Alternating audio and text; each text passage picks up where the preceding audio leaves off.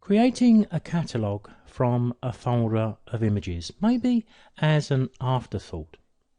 Supposing we add a series of images to our catalogue, and there may be a significant number of them. Sometime later we decide that these images are accessed so infrequently, we wonder if there's much to be gained by having these images in that particular catalogue. Well, we can export them out and create a catalogue that stands on its own from that folder of images. It could be that we shot so many images at that particular location that it just makes sense now to make this a dedicated catalogue. It may seem a better option as an afterthought. Then we can export the whole folder of images to a standalone catalogue. It's pretty easy to do.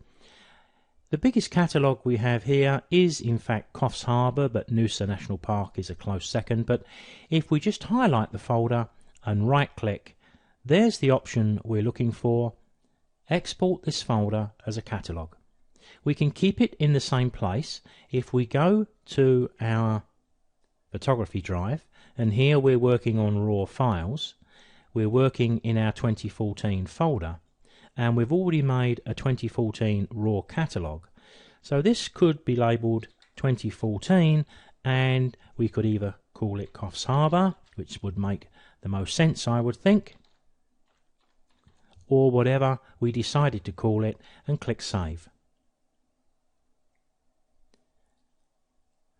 The one thing the new catalogue doesn't do is remove these from this particular catalogue. So if we wanted to do that, then of course we've got to do that too.